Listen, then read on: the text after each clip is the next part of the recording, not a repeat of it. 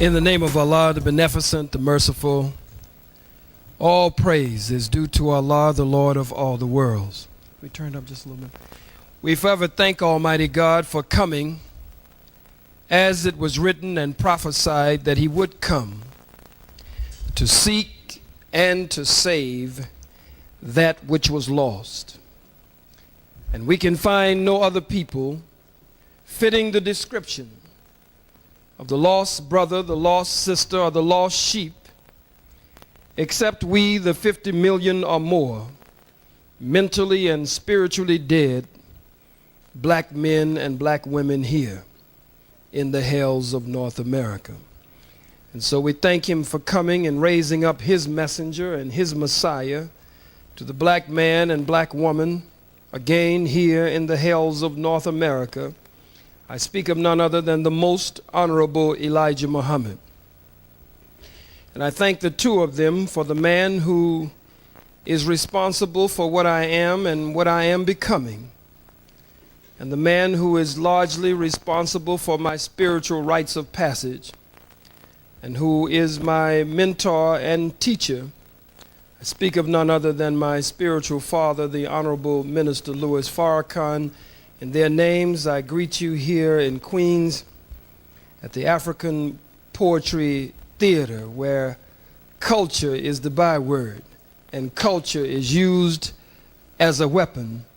And to Brother John Watusi and to others who are responsible for the programming and the enlightenment and the supreme wisdom that comes out of this house, I am deeply honored, as I have stated, to have this opportunity to speak with you on this rainy night on the subject that has been given to me, which I think is a very good subject. And that subject that was given to me is police brutality. Who polices the police? It's a very serious subject, and so naturally my response has to be a very serious response. There are those who speak of police review boards, and there are many police review boards throughout North America. There are many police review boards that allegedly are set up to monitor the activity of the policing agencies. And certainly some good has come out of police review boards, but I do not believe that police review boards can deal with the high level of police brutality in the black community. Of all our studies, history is best qualified to reward our research.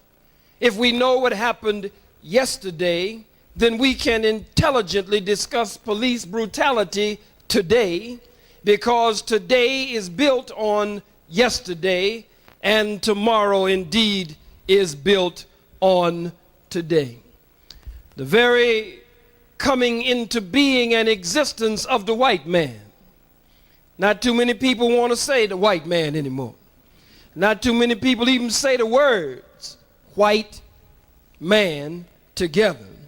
And very few from a rostrum or a podium or a TV talk show or anywhere who will straight up call the white man the devil in 1997. So let's get that straight before I even get started. The white man is not a devil, but the devil.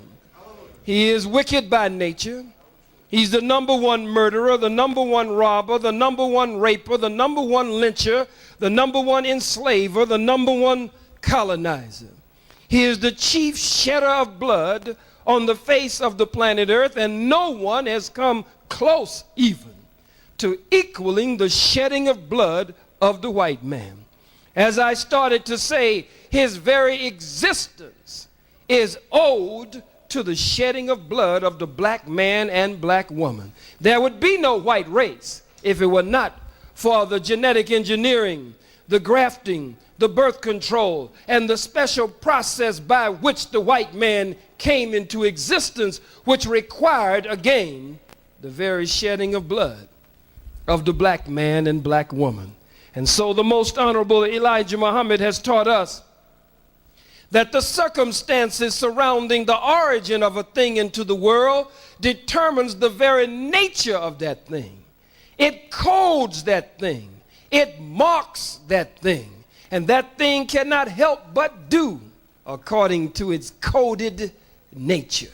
And if it is your bloodshed, and it is, that brought the white man into existence, then it must be your and my bloodshed that will keep him in power and in control. And so white supremacy and global white domination and rapid racism that runs rampant throughout the face of the planet Earth is based on the murder of the black man and black woman, but black man first. The black man is public enemy number one. Public enemy number one. Oh, he does not spare the black woman. For the black woman is spotted and speckled with all of the shades of color of the color spectrum. Number one, she is all of the colors because she is the original woman. And out of her comes the black, the brown, the red, the yellow, and yes, out of her comes the white. But she is spotted and speckled today in another sense because of the rape of our great-great-grandmothers and our great-great-great-grandmothers. I'm not going to get into that. Hell, all of them were great. Straight on down the line. The raping of the black woman. So she has not been spared. But again, I say, public enemy number one is the black man. Why is the black man public enemy number one of the white man? The black man is public enemy number one when we study police brutality and global white supremacy. He is number one because as our great psychiatrists and psychologists, such as Dr. Francis Cress Welsing, such as Dr. Richard King, such as Dr. Naeem Akbar, such as Dr. Cedric X. Clark, and others have pointed out to us, Dr. Patricia Nona Kosawa Sekhmet, and others of our psychologists and psychiatrists, Dr. Merira Bridges, and others, as they have pointed out to us, the black man is public enemy number one because the world is a white male dominated world. It is a white male dominated world. And being a white male dominated world, then he fears the number one threat to his global rule and his reign of white supremacy. And his number one threat is the black man. And so he fears that the black man will one day wake up. And if the black man, and when the black man one day wakes up, then there is the end to the white man's white supremacy. I'd like to, before I get into the body of my lecture, read a poem for you. I normally don't read poems, but this one is just so good. I got to read this one. You want to hear a poem at the African Poetry Theater? Here where culture is a weapon. All right? The poem is called, it's by Brother Taim, the poem is by Taimbe Jess. And the poem is, when niggas love revolution like they love the bulls. When niggas love revolution like they love the bulls, youth will wear red, black, and green patches over the emblems on their starter jackets. When niggas love revolution like they love the bulls, brothers will gather regularly at barber shops and corner stops to discuss George Jackson and to discuss the handbook of revolutionary warfare and people's war before they go home to take care of their children each night. When niggas love revolution like they love the bulls, playground basketball courts will become paramilitary training grounds where we learn to shoot guns at the enemy and not baskets for bets.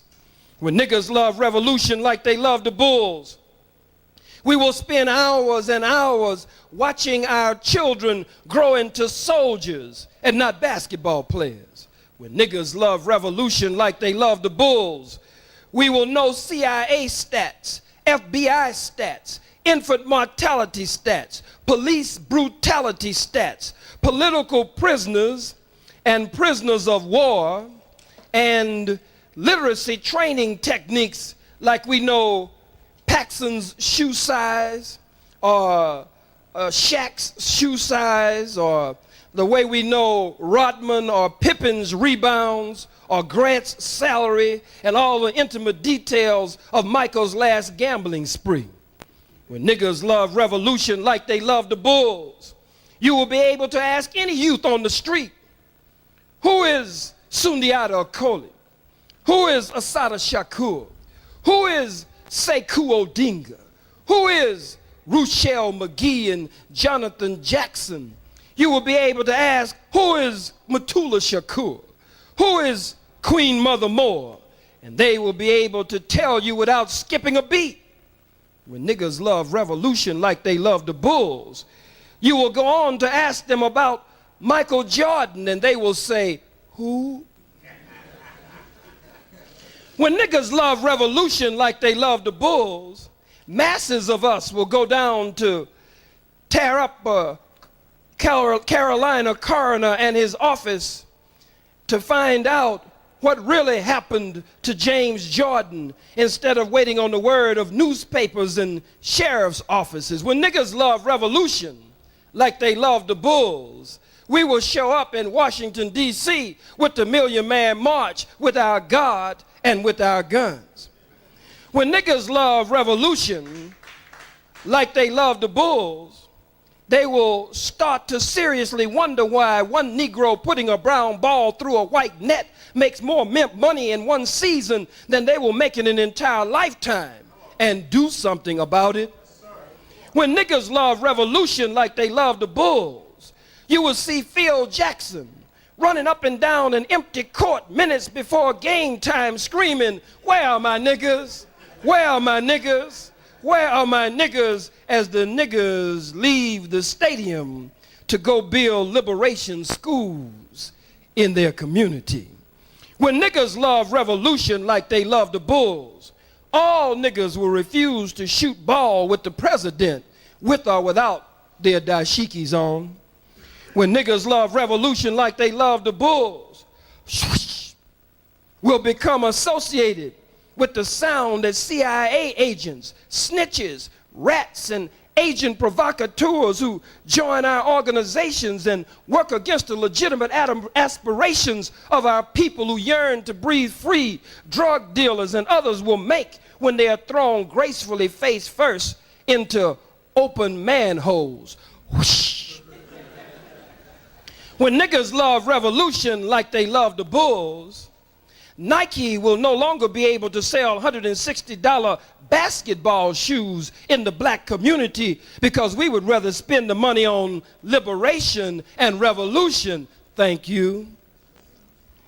When niggas love revolution like they love the bulls, they will love it more than chitlins, more than All My Children, more than Jerry Curls, more than permanence, more than Cadillacs and Mercedes-Benz and Rolls-Royces and BMWs, cause when niggas love revolution like they love the bulls, when niggas love their family like they love the bulls, when niggas love their children like they love the bulls, when niggas love to be free like they love the bulls, when niggas love struggle like they love the bulls, when niggas love dignity like they love the bulls, when niggas love niggas like they love the bulls, we will become black people and all the bullshit will hit the fan.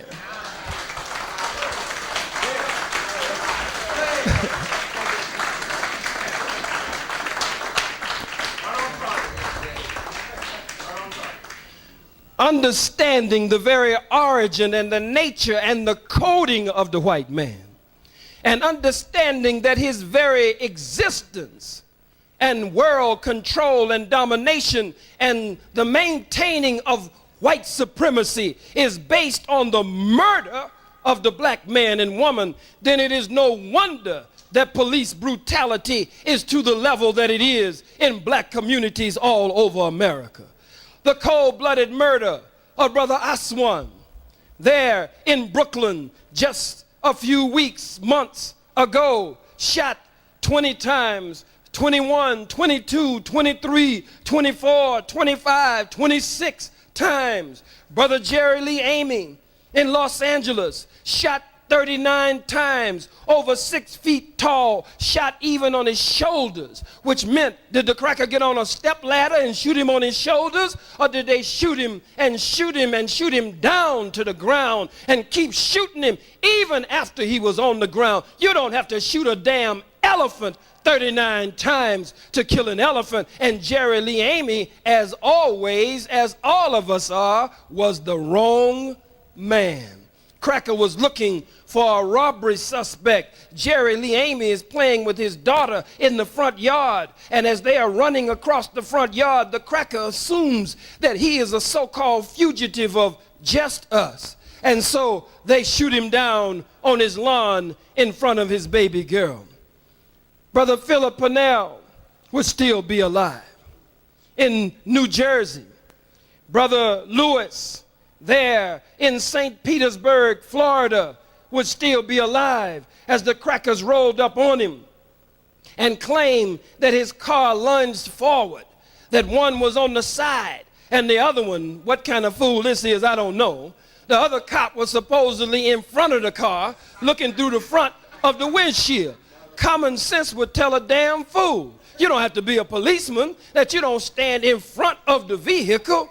But they claimed the vehicle lunged forward. They shot him.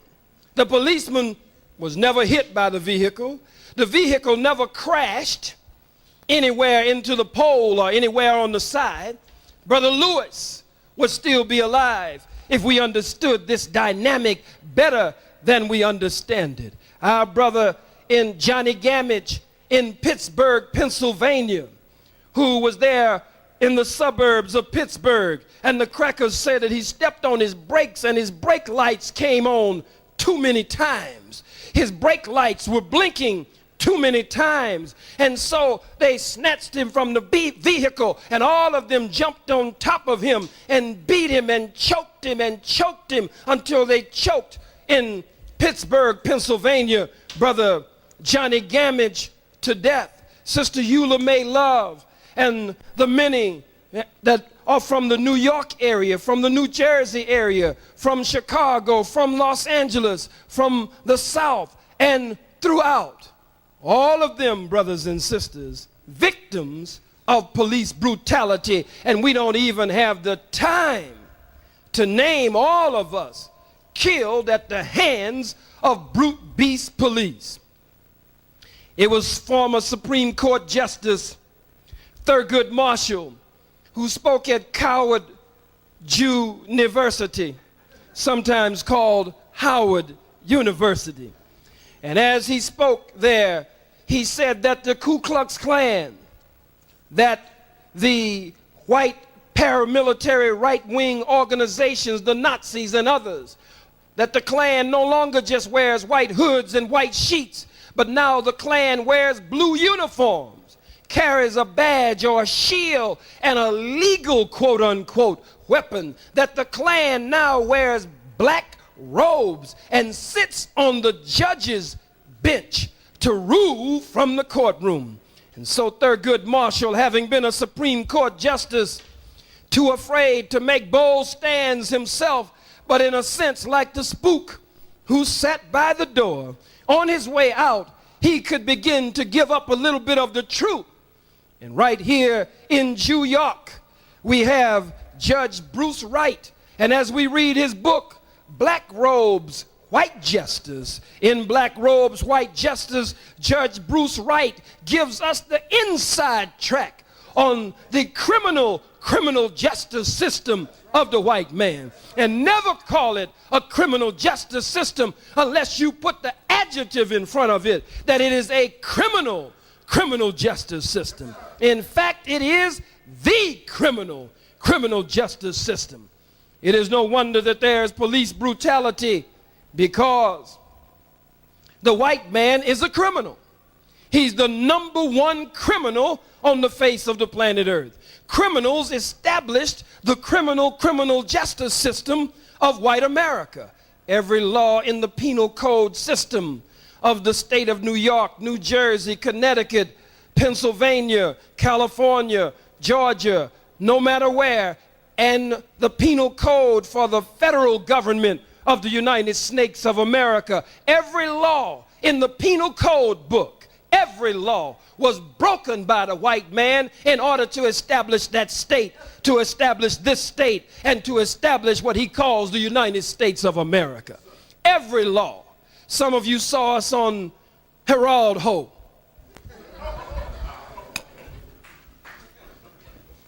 That's what he is. It's a little Ebonics. I can't call him Herald Whore. Ebonically speaking, he's Herald Ho. You saw us with Dr. Alvin Poussant. How many saw it? Poor Dr. Alvin Poussant got up and walked off the stage. Didn't want to be on the stage with me. He said, I can't sit here with Khalid Muhammad. He said, Dr. Khalid Muhammad has said some of the worst things and taken some of the most racist and anti-Semitic stances that I have ever heard of before. He went on to say, even Minister Farrakhan had to get rid of Khalid Muhammad. In other words, he was saying, damn, if Farrakhan had to get rid of him, you know he must be bad. All praises due to Allah. So Dr. Alvin Poussant of Harvard University, psychiatrist, eminent scholar among us, got up from the podium on national television. Some saw it internationally. We knew a month or two before the program everybody that was going to be on the program. He knew I was going to be on. I knew he was going to be on. They had the other Negro, what's his name, the prosecutor in the OJ case. Christopher Darden. He was on there. Christopher Darden was there. I brought some Kleenex for him. I didn't get a chance to pass them to him on the program. You remember old Chris Darden, upholding the criminal justice system of white America and supporting white supremacy and cold-blooded police brutality. You remember him that after they lost the case, he stood with Marsha Clark and cried like a baby, just broke down and boo-hooed. Marsha Clark took it like a man, but he broke down and cried like a baby. Why was Christopher Darden crying? He was crying because it was a flashback to the plantation. Every plantation had an old nigga that was a fast nigga. And this nigga, when they were getting ready to whip another nigga, that's not my word, that's their word for us. And if everybody stands up in front of you and dresses it up and tiptoes through the tulips and beats around the bush and dilly-dallies, you'll go right back to sleep. Because some of you want to go back to sleep. Oh, he's using the N-word. Damn N-word. Why do you use the N-word? Because that's what the cracker calls us every day and night. Texaco is not alone. It's Texaco, Shell, Chevron, Texaco, Amoco, all of the crackers. It wasn't just Avis. Avis Rent-A-Car said they didn't want to rent cars to niggas. Say whatever you do, but just if you can get around it, don't rent the darn car to a nigga. That's what Avis said. How many of them saw it in the news? Avis said, look, the niggas put their cigarettes out on the seats. Niggas leave chewing guns stuck on the steering wheel. Niggas have a flat and leave a donut on the damn car. They said the niggas just tear up all the rent-a-cars. Say, you know, we need their money, but we lose so much. Can you try not to rent to them? Tell them something's wrong with their driver's license, their credit card, anything. Bally. You know, Bally with the shoes and stuff. I don't know what the thing was with them. They were talking about. But to all of the crackers, we're niggas, some to our face, others behind closed doors. Ask Tiger Woods. He's called the winner of the Masters, which is supposed to make him a baby a master. But to the cracker, he's just another fried chicken, collard green eating nigger.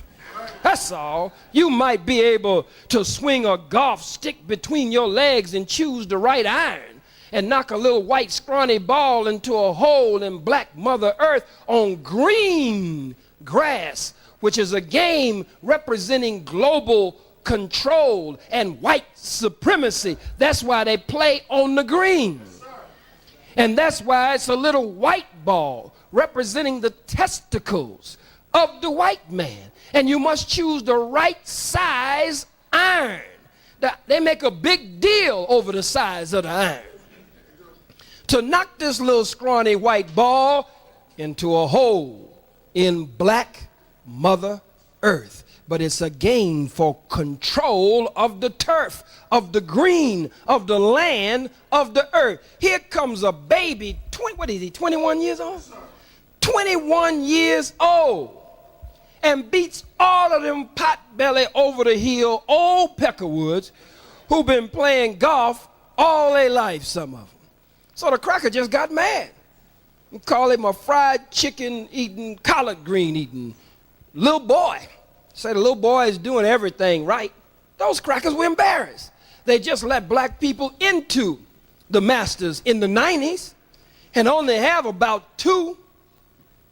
And then he comes in and just takes over and beats them all. But to them, to us, we may be proud that he's a master in the golfing world. But to them, just a fried chicken, collard green eating nigger. Alan Keyes ran for president, wanted to be a Republican. Ain't no difference in the Republican or the Democrat. The political system of the white man will never get us out of this condition. You can run out there and register to vote as much as you want to and brag about how many people you registered to vote. For what? So you registered so many and so many to vote. Will it change the condition of black people? We've been voting ever since the white man allowed us to vote. And we're still in the same condition, if not in a worse condition. And every time you think you voted in a good initiative or a new initiative that is supposed to be for and in our best interest, the white man changes the rules of the game and changes in the twinkling of an eye and turns back the hands of the clock. You thought affirmative action, many thought it was here to stay. You thought food stamps were here to stay. Some of you were big niggas in the community. You had a big roll of food stamp. You be flipping and flashing your food stamp on the rest of the slaves. You had more food stamps than any slave in the community. Peckerwood talking about welfare reform. Democratic president signed it, the Republican constituency behind it, both Democrat and Republican. But this Negro, Alan Keyes, wanted to be a Republican candidate for president. And they had a debate down there in Atlanta, Georgia. He went down to the debate. Clinton is there, Slick Willie. That's what they call him, Slick Willie, and he is slick. Screwed everything that wasn't screwed down when he was in Arkansas. Had the state troopers sneaking women in, bringing them through the window, through the back door of the state house. Poor Hillary somewhere with the dog and the bird and that ugly little daughter they got. Then he says he used to smoke weed, but he didn't inhale. You know, why not just leave the lie alone? The old folks say if you tell one lie, you're going to have to tell another one. He smoked weed, but he didn't inhale. Huh? This is crazy as it can be. Would you buy a used car from a guy named Slick Willie? He was there. Buchanan was there. The multi-billion-dollar peckerwood with the big ears. Pinocchio's nose grew from lying so much. You got $1 billion, you're doing some lying and serious stealing. And you white. So his nose is not growing, this cracker's ears are growing. He was at the debate. All these big crackers, Alan Keyes, the Negro, saying he wanted the good old days to come back. Now, I don't know what this nigga was thinking about. But somehow he worked himself up for that. Showed up in Atlanta as the Republican candidate, a Republican candidate to debate. Showed up at the door. They say, huh? He said, I'm Alan Keyes. I'm here for the debate. They say, for what? I'm a candidate for president. I'm here for the debate. They say, nigga, you here for what? What do you have to say, nigga? He said, but I was a candidate for president. I was a Republican. They said, nigga, you better get on away from here. He said, but I have a right to come in here. They said, call the police. They called the police on this nigga, put him in handcuffs, threw the Republican guy, Negro, running for the Republican slot with the other Republicans, in a police squad car and dropped his behind off in one of the worst sections of Atlanta, Georgia, I guess hoping he would get mugged or beat upside the damn head. To other Negroes, he was a candidate for the high office of the presidency of the United States of America. But to the crackers at the debate, he was just another nigga. They said, nigga, you ain't got no business in here. And they didn't even let the nigga come in to use the toilet. Sent his behind away. You had other Negroes say that if they went Republican, they would have the keys to the White House. When it was over, niggas didn't even have the keys to the outhouse. But it makes no difference whether it's Republican or Democrat. And I'm going to say this whether you like it or not, but somebody has to say it. It makes no difference whether it's an independent political party. Democrat, Republican, independent political party, as long as you're playing by the rules of the white man, you still are not going to win. Separation is the best and only solution into a land or territory of your own.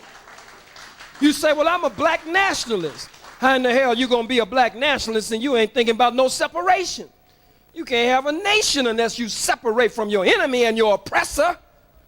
But nobody wants to talk separation now. You ask them a question about separation and they start tiptoeing and scratching it. Well, you know, that's a last resort, you know. After, well, you see, if we can't get along together, well, hell, how much more time do you need to know that we can't get along together? The most honorable Elijah Muhammad said the white man is absolutely disagreeable to get along with in peace, and that no one has been able to get along with him anywhere on the face of the planet Earth. The honorable Elijah Muhammad didn't say, if we can't work things out with the white man, if we can't get justice from the white man. He said, since we can't get justice from the white man. Since is a foregone conclusion. Since means it's already decided, the matter is decided, it's already determined that we can't get along with this cracker. But many want to tiptoe. You don't want a nation of your own. That's not everybody here. When I say you, I mean us in general. Separation is the only solution.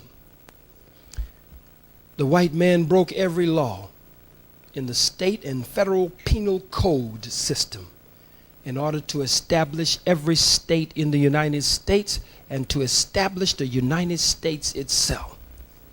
His Army, his Navy, his Air Force, his Marine Corps, his Coast Guard, these are national policing agencies. He has national policing agencies, FBI. He has international and global policing agencies, Army, Navy, Air Force, alliances, NORAD and NATO and all of this to control the globe like a big white octopus. He has his tentacles stretched out across the globe as a national and international policeman. Then state police. Then county police, then city police, huh? And even the boroughs have special police. Then you go to the damn building and the building got some special police. Here's a cracker watching you in the toilet in some of the buildings. He's standing around wondering and checking. I don't know what he's doing. That's another subject for another time. Police everywhere. What's the purpose? To maintain white supremacy, to maintain global white supremacy, to protect what has been stolen from the rest of the world. The police are not our friends. Now there are black police organizations that are coming up, and some of them are conscious. Some black policemen bucked the whole the whole white police establishment. Conscious black policemen who are tired and sick and tired of being tired, who have consciousness, are beginning to build black policing organizations right in major precincts and some minor precincts all over the country, and it's worrying the white man to death. Conscious black policemen, some of them are actually recruiting other policemen, pulling them to the side, teaching them, giving them tapes, giving them liberation literature, taking them to meetings and rallies and conferences so that that gun that they have on their hip and that shield that they have can be used for us in times of escalated war. Some black policemen are actually preparing for war as we stand here and talk here tonight.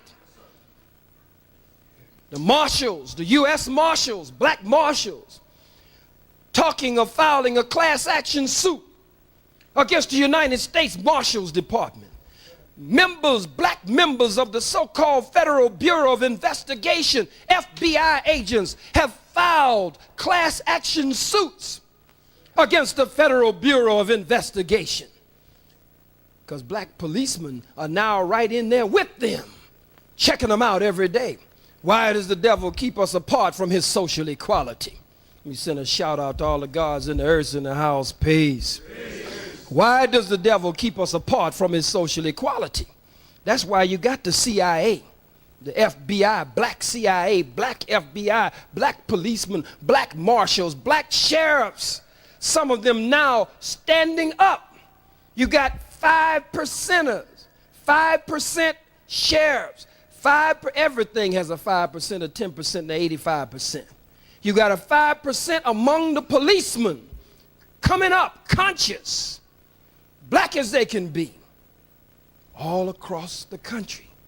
And now that they have been in there where the white man is, they have found out how filthy he is, how wicked he is, how evil he is in all his affairs. And in finding out how filthy, how wicked, and how evil he is in all his affairs, now the white man wants to run them from among them. And so he's now bringing certain pressure to bear against them and forcing them to take him to court. And I say, like Lorraine Hansberry said, who gave us A Raisin in the Sun and raised the question, what happens to a dream deferred? And ultimately she says, or does it just explode? As she gives us the other options. Lorraine Hansberry, who was nobody's revolutionary. Lorraine Hansberry talked about fighting this cracker by any means necessary. She talked about those who want to use the march to use the march. Those who want to use the ballot to use the ballot. She said those who want to challenge him in court, take him to court, as these black policemen and marshals and sheriffs and others are taking the cracker to court. But she said that there should be others who are armed. Lorraine Hansberry talking, who will shoot from their windows, she said, when these races come into our community. Now that's Lorraine Hansberry. Some of y'all say, what kind of berry? Strawberry? Who? Lorraine Hansberry. What's that? Raspberry. Who is Lorraine Raspberry? I said Hansberry. Now, what kind of berry is a Hansberry? Go and look up. She's gone on to the realm of the Egun now, to the ancestors. But study about Lorraine Hansberry and look up her work, A Raisin in the Sun, and you will get a feel for her and a feel for her life. As she talked about shooting, and there would be others who would be shooting from their windows when the racists would come into our community. I'm almost finished. I don't believe that taking the cracker to court is going to solve it. But I would rather see our brothers who are gaining consciousness on the police force, FBI, CIA, marshals, and sheriffs and others, take the cracker to court while they organize on another level. But when you take Frank James to court and Jesse James is the judge, how in the hell do you expect Jesse James to convict Frank James when that's his brother? If Frank James took something from you and you come to court and tell Jesse that Frank took it from you, all Jesse is concerned with is whether Frank left anything over for him to take. So when you take the white man to court, you're taking the criminal to the criminal, into a criminal justice system set up by crackers, criminals, and Satan himself. I'm almost there. The Bible says blood will flow in the streets to the horse's bridle. Can you imagine that? A horse's bridle? Blood will flow in the streets to the horse's bridle. Another scripture says, as you have delighted in taking our blood, you will be given your own blood to drink like water. The most honorable Elijah Muhammad, my spiritual father, the honorable minister Louis Farrakhan, when we were tight and close, he used to tell me as he was teaching me, and he would tell many of us how when he was sitting with his spiritual father, the most honorable Elijah Muhammad, how sometimes he would be riding in the car with the most honorable Elijah Muhammad, and white folks would be passing in front of the car at the stoplight, and the honorable Elijah Muhammad would touch him and say, Brother Lewis, have you ever seen a people in whom there is no good at all? And Minister Farrakhan said, no, sir, dear apostle. He said, well, there goes one right there. No good in them at all. And he says the most honorable Elijah Muhammad used to talk about how he would torture the white man, how he would like to take his fingernails off one by one, take his eyeballs out of the socket, what he would do with the skin of the white man, and how he said he would like to cut crackers' throats or cut devils' throats until the blood started rising up to his chin. And the honorable minister Louis Farrakhan told me from his own mouth that the most honorable Elijah Muhammad said that as he cut white folks' throats, cut the devil's throats, and the blood rose up, coming up over his head, that he prayed that Allah would give him the strength to just cut one more cracker's throat before the blood rose up over his head.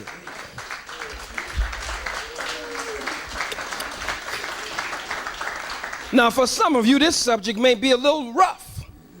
They should have issued you some seat belts when you came in. And if for any reason this cultural center becomes depressurized, an oxygen mask will automatically fall from the ceiling. Please place it firmly over your mouth and nose and breathe freely, and then help the weak one next to you. But everything will be all right.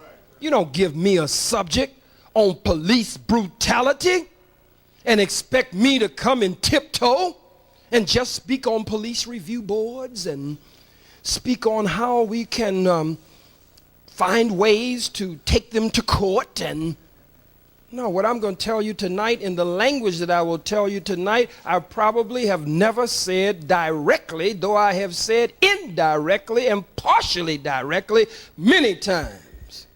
We must arm ourselves or harm ourselves. We must arm the masses. Are you saying that?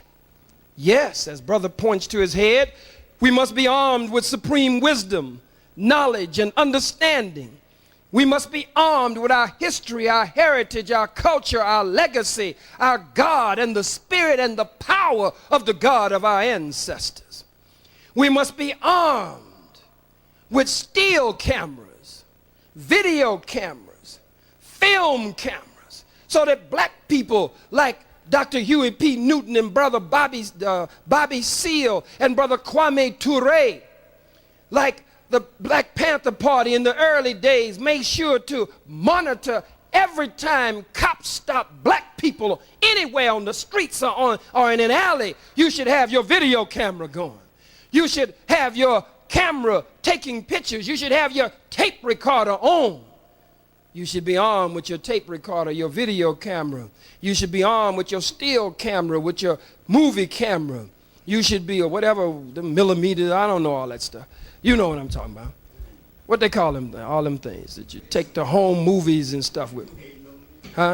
I guess I got to super ace all that. I got to learn the weapons. I got to learn the weapons. You got to be armed with all of that. But we also got to arm ourselves with weapons. But I thought you were the Nation of Islam. And the Nation of Islam, well, I'd love to be with the Nation of Islam. But the Nation of Islam at this point apparently has no place for me and has pushed me out and has now put me off limits. I can't attend any mosque anywhere in the Nation of Islam. I'm not going to sit down in a corner and cry. I'm going to stand up and fight this peckerwood, fight this bastard as best I can. And I believe we must arm ourselves or harm ourselves. If we were all armed, we'd have a better community. There would be less rape in the black community. Ain't no damn fool gonna run up on a bunch of women knowing all of them packing. Any kind of heat in your pants behind your zipper is gonna get awfully cold when sister pull out a 9mm. Huh? Be less rape in the black community if all were armed. Our elders would be able to walk the streets and go cash their little checks. If you knew that Uncle Bubba, Aunt Chili Red, Big Mama, and Uncle Naps, huh? Cutting on my jean. Don't be acting like you out here in Queens and you ain't got nobody in your family with them names. Because you left the cornbread crumbs a trail on your way coming in here. Look, don't you know what nobody or very few would rob Big Mama? Or cutting on a jean, trying to go cash her little check if they knew that they had a piece, if they knew they had their gat with them? Huh? Don't you know that Malcolm would probably still be alive that Sunday, February 21st, 1965, if fools walked into that auditorium and knew that everybody in the auditorium was armed to the teeth? You don't walk in to take out the people's hero, and you know everybody in the damn audience is armed. Even the little old lady dipping snuff in the audience got her pistol in her purse. In the hell you gonna shoot Malcolm and make it out of the damn door? Queen Mother Moore tells the story of the days when she was with the Honorable Marcus Mosiah Garvey. And they were at the ILA, the International Longshoremen's Association Hall in New Orleans, Louisiana. And they were trying to deport Mr. Garvey from the country. And they had told, the chief of police had told Mr. Garvey, had sent a decree out in an order that if Marcus Garvey spoke at the Longshoremen's Hall, he said, I'm going to run you in. I'm going to arrest you. And so Mr. Garvey showed up, and the members of UNIA showed up, and Queen Mother Moore and all the young girls were there. And you know Queen Mother could tell the story when she was telling the story. She's saying, honey, you know how she tell it, honey.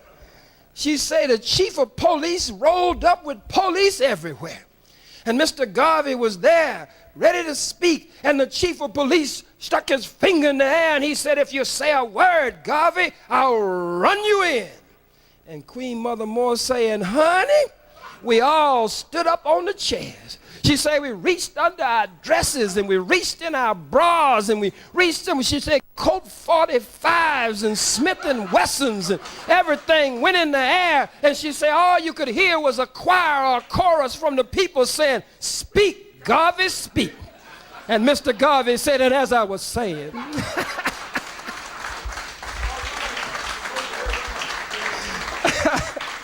Garvey said, and as I was saying, some of you are foolish enough to say, well, no, what we need is books. Yes, we need books. We must study. We must study from our scholars. We must study from Dr. Ben. We must study from Dr. Clark. We must study from Dr. Maulana Karenga. We must study from Dr. Ivan Van Sertima, Dr. Sheikh Anta Diop, Dr. George G.M. James, Dr. Jeffries and Dr. Jeffries, and on and on. We must study all of them. But at the same time, we can't say, I ain't gonna study war no more. You can't say that. You say, well, we don't need guns, we need books. Shut up, fool. The white man make all the guns. How we gonna go up against the white man? We can't compete with the white man with all the guns. Well, fool, he make all the books. How you gonna compete with him if he makes all the books? You willing to go that route?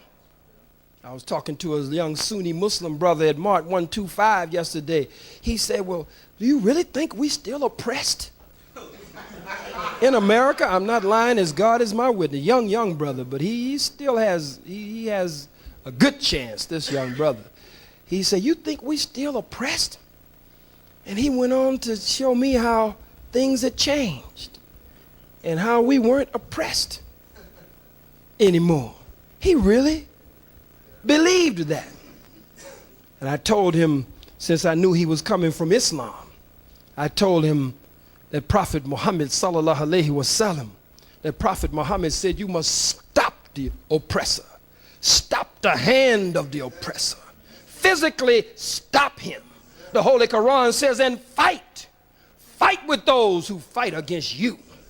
That persecution and bloodshed, that persecution and the murder of your people is worse than bloodshed. Quran says better to go on and fight and shed some blood, but persecution and the shedding of blood and the slaughter of your people, it's not worse than dealing with your enemy and shedding your enemy's blood. Fight with those who fight against you. It says, and drive them out from where they drove you out. It says, and fight with them until there is no more war. Fight with them until there is no more bloodshed.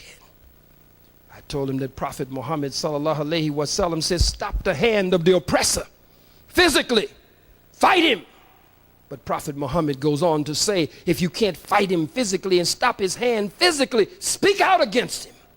Strongly speak out against him. And if you can't stop him physically and stop the hand of the oppressor physically, if you can't speak out boldly and strongly against him, Prophet Muhammad says, then secretly protest in your heart. But secret protest in your heart is the poorest and the weakest form of protest, he said. He said, oh, see, I put his man on him. That's the way we got to be. We got to know all of the doctrines, all of the philosophy, all of the ideology, so we can go after our people and bridge the gap and pull them together and form an African united front or a black united front. But we got to know what they know and then some. So when I put Prophet Muhammad on him and told him that, you know, if you want to secretly protest in your heart, the Nabi or the Prophet said that's the poorest form of protest. Then he's ready to talk. So the day he saw me, I was over there. He was very excited. He wanted another conversation. So I dropped a little something else on him, and he's a good little brother coming along. I'm almost there, if you would give me just a few more minutes.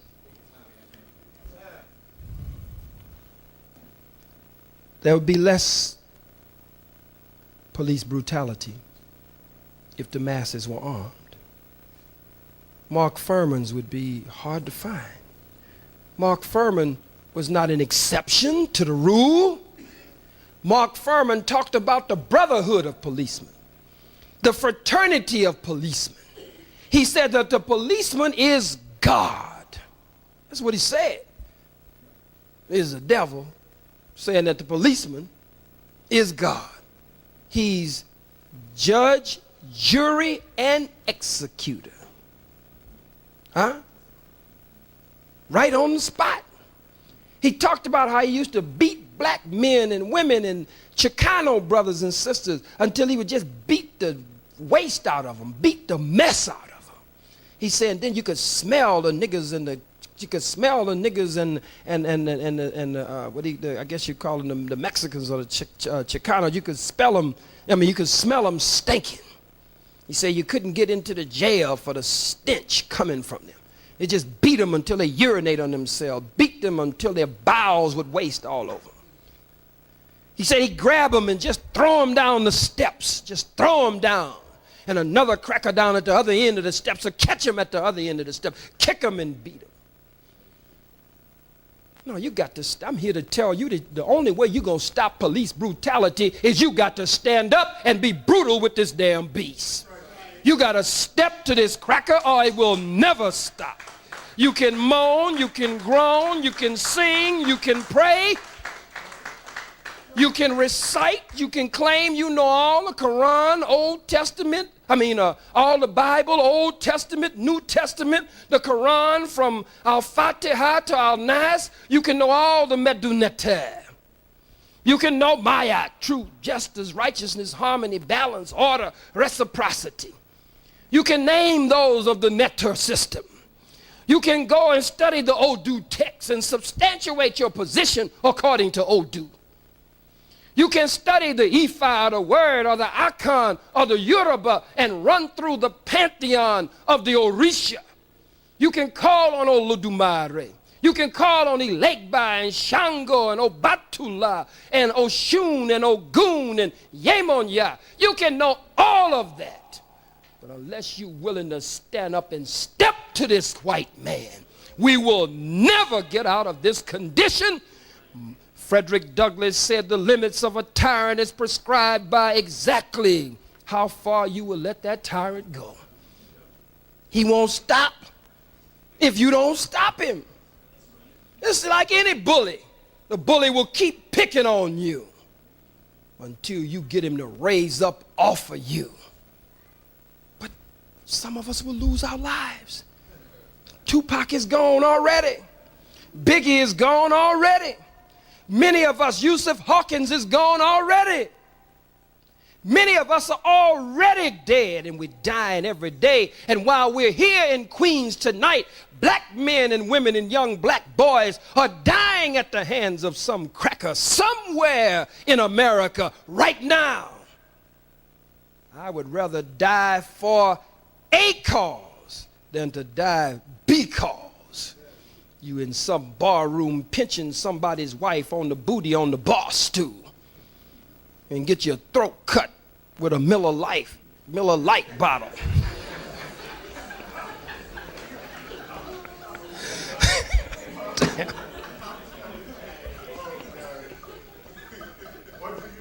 It's a hell of a life, man. That's a hell of a way to go.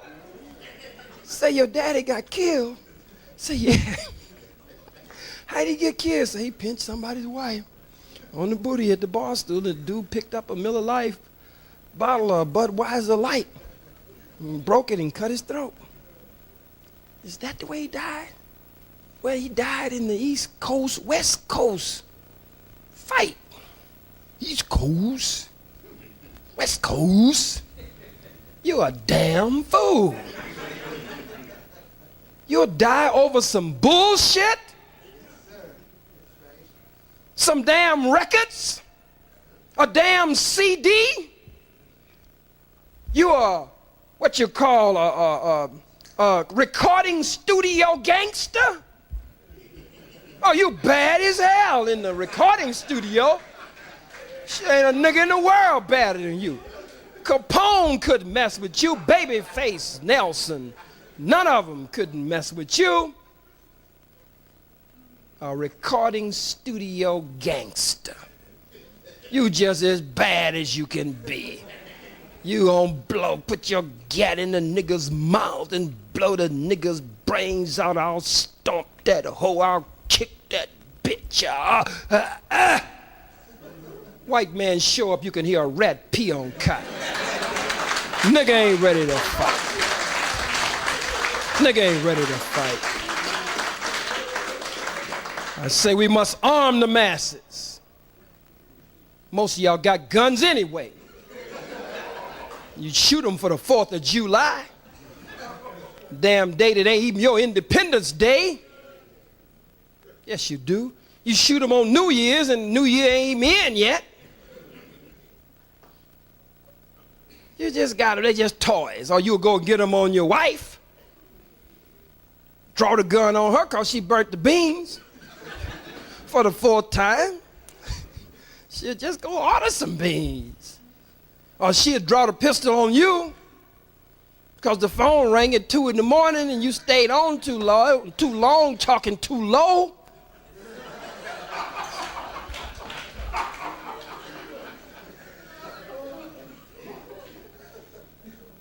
Two or three brothers so bad.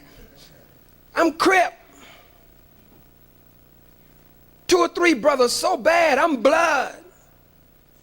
They'll go off into territory of their rival brother gang and face bumper jacks, face chains, baseball bats, pipes, 9s, AKs, face everything in a fratricidal war with your kith and kin, your flesh and blood, your brother, your sister.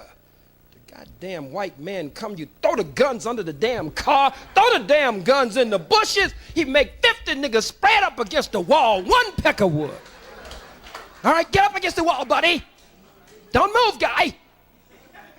Here's Will Kill Johnson. Here's Bloody Blood, and all them crazy names you got. Here's Shotgun. All of them spread up against the wall. Come on. I don't never read about no drive-bys at the police station. You bad. You a gangster when it come to another brother or sister. I never heard of you shooting at the police station and busting on a cracker while they eating Dunkin' Donuts. I never heard of a cracker's head falling in his KFC chicken box because you went by and blasted him, gaffled him straight up while he eating his greasy chicken and French fry. You ain't got the heart, but you'll kill your own.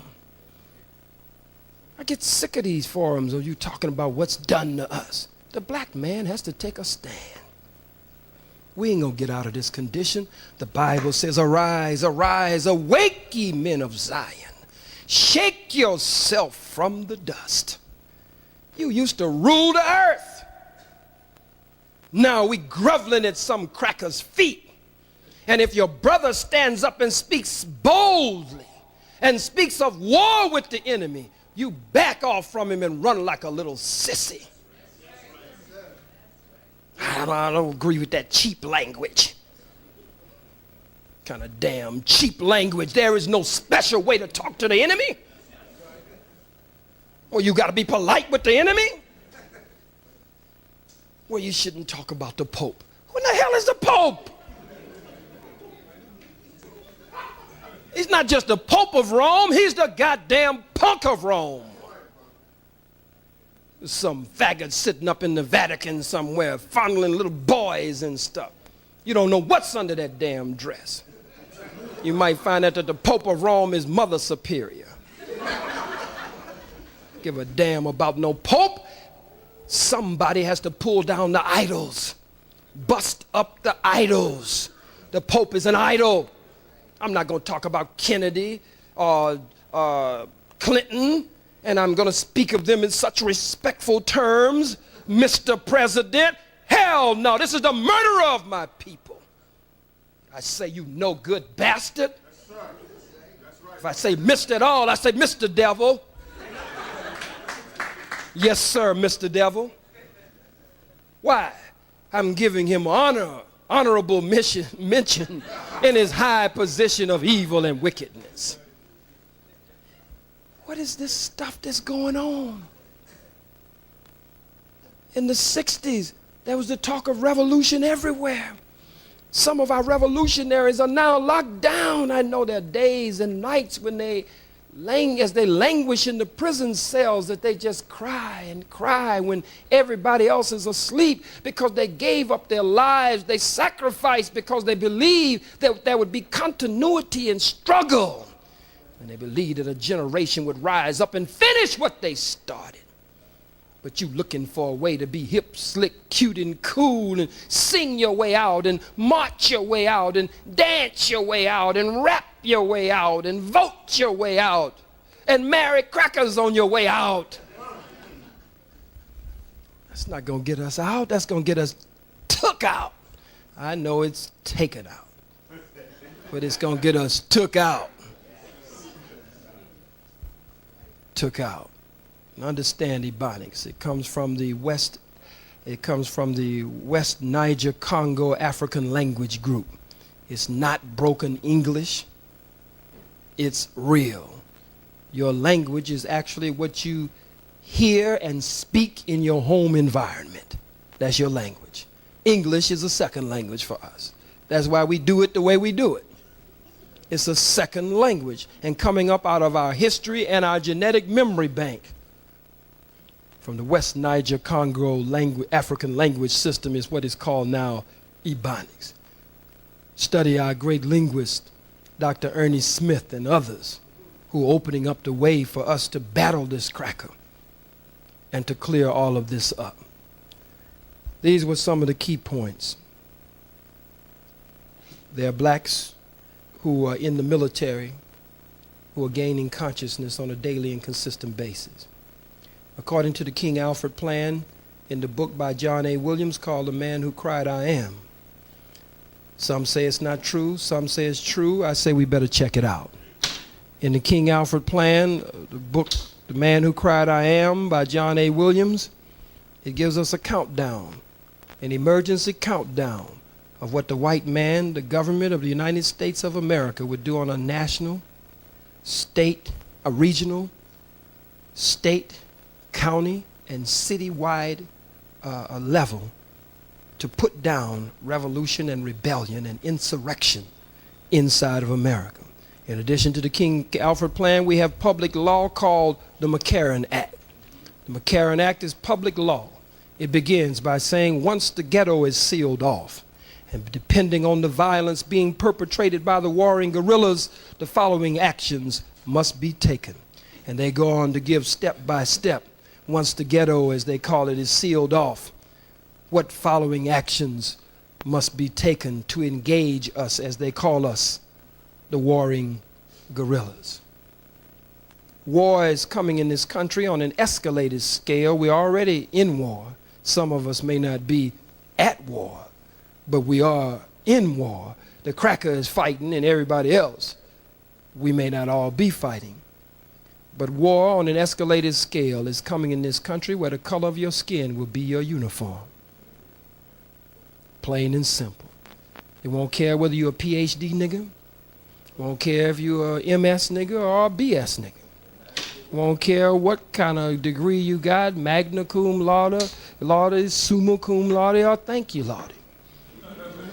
It won't make no damn difference at all.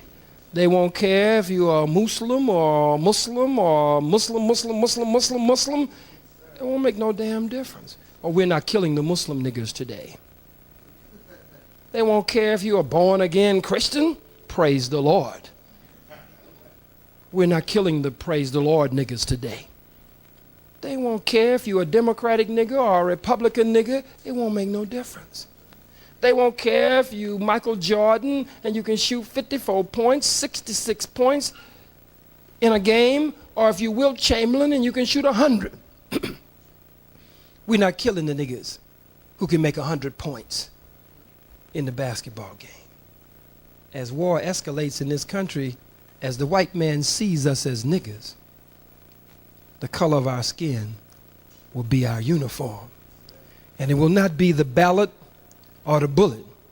It will be the bullet or the bullet. It won't be a case 30 years later, as it was then, of the chickens coming home to roost, but a case of the chickens coming home to roast. Thank you. Assalamu alaikum.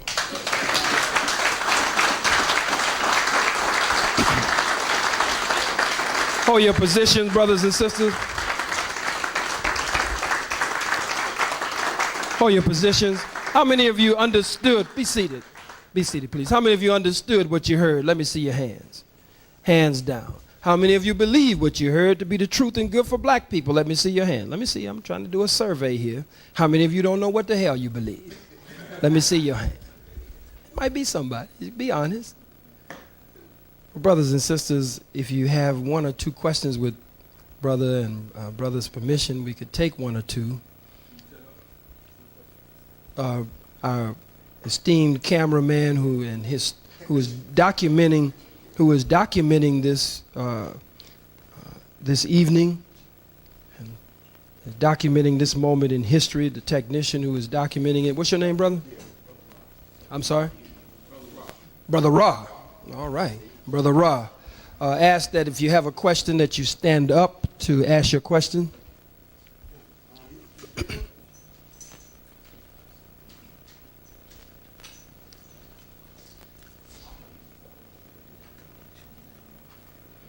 Oh, yes, sir.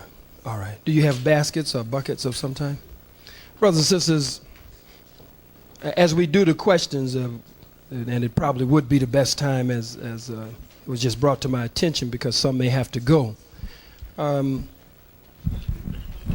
was just the other night at D&J bookstore with Brother Salim, Brother David, and others over there, and flew in for these two engagements. I found out that Brother Kareem had pushed and twisted a few arms and did everything, and from what I'm hearing, to make sure that they happened. And I flew in. Just the airfare alone was $400 to come here, and there are other expenses. So what we're asking is that you would hold the buckets, and please, brother, hold it. Just there you go. He got it. We're asking that you would make contributions at this time to help in a major and significant way. We're asking if there's anyone who will write a good check or give $100 or $50 as we get started. You can pull out your 50s also. If you got good food stamps, I wish we could take those too. But anybody with $100 that they will donate, 100 or 50, or who will write a good check. Sister has her hand, and brother, what are your names, brother and sister?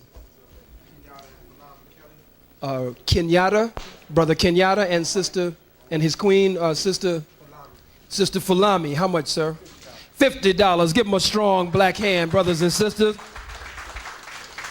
Is there anyone else who, it would either be made out, I guess it would be made out to me or cash, either one. It might be easy to make it out to cash if you don't mind, because I'm all over and I don't know where I'll have to put it. Okay? Is there anyone else who will donate $50 or $100 or write a good check? 50 or 100 or write a good check. I'm going to press you for a few minutes. How many checks do we have? How many 50s do we have? How many hundreds do we have? While you're thinking about it, and some are getting your 25s out and your 30s and your 35s and your 10s and your 15s.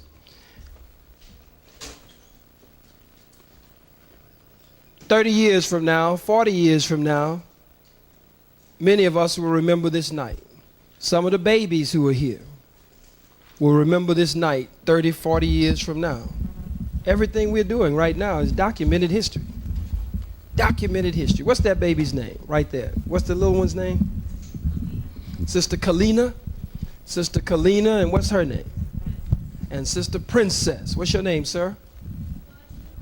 Brother Waji Omar. Where, any other babies? Where are the other babies? Little ones here. Those are the main ones. Let's give them a strong black hand. And the other youth that are in this audience here tonight. How many questions do we have? Is this a question? One question? Two questions? Three questions? Four questions? Okay, go right ahead, brother. Peace, Allah. Dr. Khalid, peace. I appreciate Peace. you and the work that you're doing. I know I am expressing the very same views that a lot of people feel about you, that unfortunately some people are not here tonight, but we really appreciate what you're doing. I'd like you to elaborate briefly on what your feelings are based on the father that started the 5% Nation, and what do you see the role of the 5% Nation in particular in New York? What do you feel our role should be as being the vanguards? It's a very good question. I appreciate your question. Let's give Brother Peace Allah a strong hand, strong black hand for his question. My feelings about the father, Brother Clarence 13, who started the 5% Nation of Islam, and what do I feel is the role of the 5% Nation of Islam. First of all, I'm a 5%er. There's no way on earth I could be a 10%er. I'm not a bloodsucker of the poor. I'm certainly not a poison animal eater. I'm not deaf, dumb, and blind. And I don't believe in no mystery God or no spook God. I know who the supreme being is. And my work is constantly struggling, striving, and straining, working double time, triple time, and overtime for the resurrection and rise of our people into a knowledge of self and into freedom and independence and the liberation and salvation of the black nation. I believe that the father, Brother Clarence 13X, was a man who was in many ways born out of due season and born ahead of his time. Born out of due season and born ahead of his time in this sense. I don't feel that over 30 years ago, that much that he set in motion that is spread like wildfire now across the country.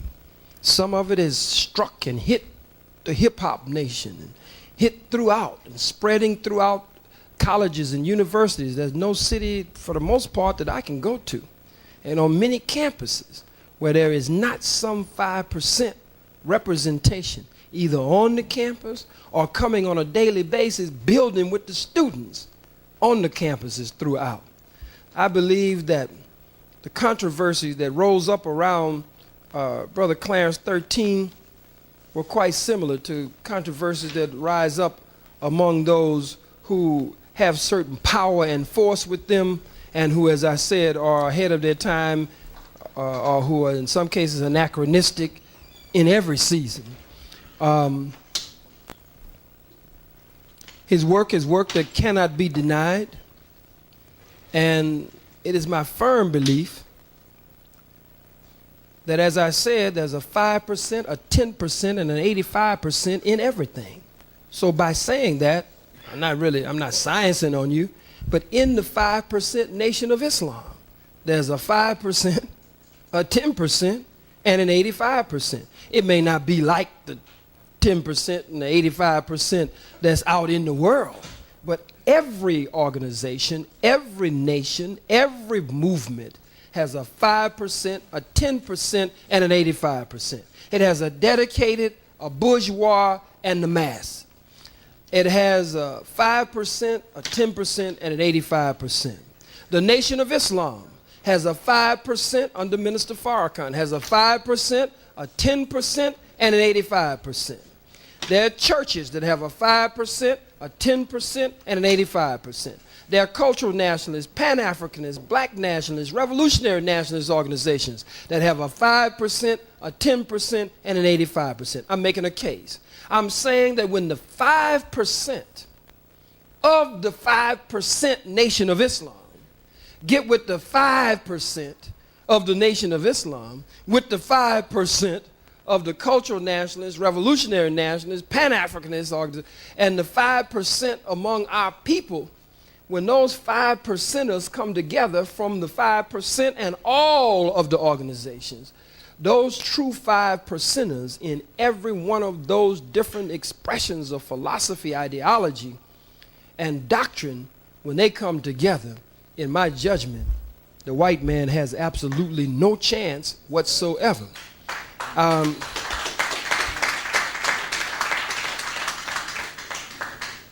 It's important for the 5% Nation of Islam to rein in 10%ers who are in the 5% Nation of Islam. Because 10%ers can give the 5% a bad name all over the nation with certain lumping activity or certain activity that could be considered detrimental to the masses. The Nation of Islam must rein in the 10% of the Nation of Islam that give the Nation of Islam a bad name all over the country, in some cases all over the world. That must be done in every organization. But when all of those 5%ers come together from each of the organizations, including the 5% of the 5%, then that's a whole new dynamic. and a new day for the resurrection of the black man and black woman. I believe that the 5% Nation of Islam must do much more than it is doing.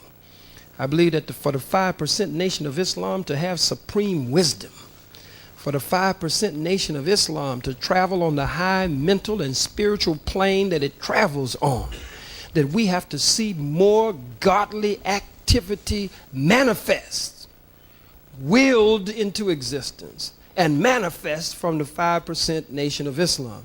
We cannot rest on having supreme wisdom.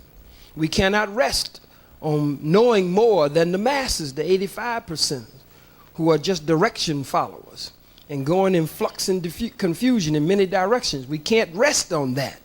If we have supreme wisdom, when we know better, we must show better. And there's certain activity that a Muslim, a Sunni Muslim, a Shiite Muslim, Ahmadiyya Muslim, black Muslims are what I'm talking about in all of those schools. Nation of Islam, if it's Silas Muhammad, Louis Farrakhan, if it's John Muhammad, it makes no difference. And along with the 5% Nation of Islam, when you say you are God, then God is not going to be found with a cigarette in his hand. God is too high. The Bible calls God the Most High God. He's too high to stoop down for a cigarette. God is not going to deal with no cocaine. That's right. Don't make me no damn excuse for that. Black Muslim, Nation of Islam, no matter which camp we come from, no matter what school we come from, black nationalists, Pan-Africanists, cultural nationalists, revolutionary nationalists, don't make no damn excuse for being a nigger for the white man. If you are God and you're coming into that knowledge of God, as all of us are coming into that knowledge from the teachings of the most honorable Elijah Muhammad and popularized by Minister Malcolm X, Brother Clarence 13, the father, and Minister Farrakhan and some others, as we now know that in all of these different groups, all of us are beginning to know that. When you God, you ain't got no cocaine, snort no cocaine. You God, you ain't dealing with no rocks. You ain't got no rock. What God look like with a rock? What God look like dealing death to his people? That ain't no God. God making some little nasty, wrinkled, filthy, diseased money with some dead Peckerwood president's picture on it. God is scuffling and grubbing in the streets to sell dope so he can get some little nasty, filthy paper with some Peckerwood's picture on it. And he God? No, that ain't God. No matter what set we come from. You know, that ain't God. And to go out and advance and play on our people and know that they don't know as much as we know and misuse them. You can't play on our people. And I ain't player hate neither. I ain't trying to player hate. But that's trying to be a player on our people. I don't care if it's Nation of Islam again, Sunni, black nationalists, Pan-Africanists, 5% Nation of... No, those are the 10%ers of all those groups. And so the 5%ers of the 5% and the 5% of all the others have got to grab those 10%ers in each one of those organizations. And then you got 85% in the 5% Nation of Islam and the 5% Nation that ain't doing nothing. They just chilling. You got 85%ers in the Nation of Islam just chilling. Some have started believing in a mystery God. Start believing in a spook God after knowledge. That's in many of the camps and schools. Instead of believing that God, as our ancestors taught, is in our being and in us and emanates from us. And then no matter what name we call that God by, we're talking about the same power and force, the same netter, the same orisha. We're talking about the same power and force. Even in Christianity, each one of those disciples represents the 12-fold divine discipline system, the 12 attributes of the psyche of the man or woman. That's what each one of those disciples means something. Peter, his name means something. Simon Peter, Andrew, Bartholomew. Just like when we say Asa, Aset, Ogun, Oshun. When we run through all of these, or when we say Al-Rahman, or Rahim, or Al-Hakim, these disciples all mean something. All of that. Each one of the religions has a system that plugs us into the God power that's within us. But we got to act what we are. Again, when you know better, you must show better. You must do better and not be found wallowing and making excuses in the filth of the white man's world. That's my humble opinion.